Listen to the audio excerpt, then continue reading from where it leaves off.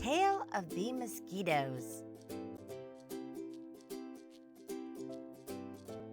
Zzz, thousands of mosquitoes. Can you imagine? They all take off from the river and go to the town. Suddenly, the townspeople looked, and a jet black cloud was coming over them. "Oh, will it rain?" they said. But the sky was all bright. It was just a black cloud approaching from the river.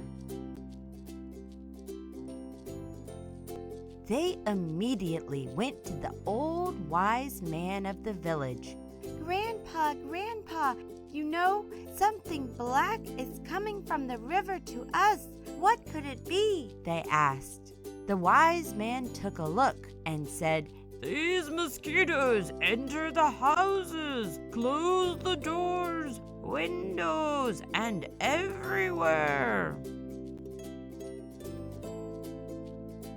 They reproduced in the swamps, and this year the heat pressed suddenly. Mosquitoes reproduced a lot. In spring, it should not be this hot. Come on, right into the houses. Do not forget to close the windows and the chimneys. They enter through chimneys and fireplaces. Clothes everywhere." Everyone rushed to the houses, closed the doors and windows. Indeed, it became suddenly dark when just before it had been bright. Because there were so many mosquitoes, the sun's light could not come to Earth. They were moving so quickly. Zzz, zzz. The streets, gardens, everywhere was filled with mosquitoes. The mosquitoes were still out even after 2 or 3 hours. The townspeople thought and thought, but they could not figure out what to do or how to do it. They couldn't leave their houses. Then they had an idea, and they thought maybe the quails from the quail egg farm outside of the city might be the solution. They realized that the quails ate flies and insects and immediately telephoned the quail farm. It was also time for the quails to have dinner. They said, "Stop! Don't feed the quails! Let them get hungrier!" They kept the quails that they normally fed at 5 o'clock in the evening until about 6 or 6:30.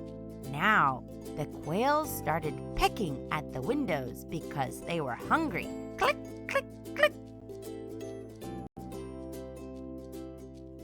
Then the owner of the quail farm said, "Open the cages. Let the quails free."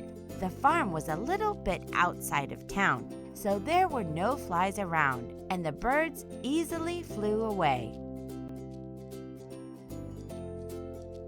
When the hungry birds came out, first they looked left and right, looking for something to eat. Then they heard the buzz that came from the town. They looked at thousands of mosquitoes above the town. What do you think these thousands of birds would do? Phew! Phew! They flew right into the town, feeding their empty tummies with all the mosquitoes. They ate mosquitoes all over the houses, trees, roads, cars, everywhere. "Oh, how glorious! We are full! What a delicious meal!" said the quails. Meanwhile, the residents of the town started to think, why did these mosquitoes attack us?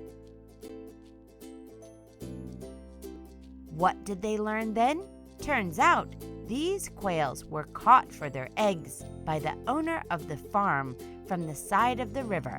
In fact, these quails living free on the side of the river were fed by the mosquitoes and protected the town from them. When the owner of the farm imprisoned the quails, the balance of nature was disturbed. The number of mosquitoes along the river increased, multiplied and multiplied. When they could not find any food, they attacked the town. The district governor of the town and other leaders visited and said to the farm owner, "From now we will not let you catch the quails from the trees by the river. What if the insects attack our town? No more catching birds and disturbing the balance of nature. Take your hands off our rivers, countryside, and trees." The owner of the farm said, "You are right. I have already realized my mistake. I apologize to you and to all the townspeople." Everyone in the town took a deep breath and said, "Oh." The children were able to play in the streets again. They got sweaty, thirsty, and hungry. Then they ate plenty of food and drank water when they returned home.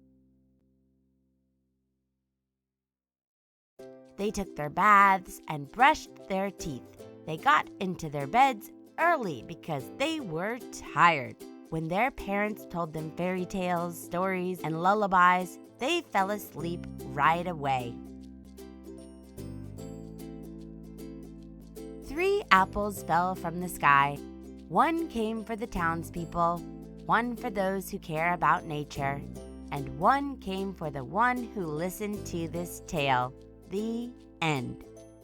If you liked the tale, do not forget to subscribe to our channel, e-storyTUBE, and leave a like. We send our love to you.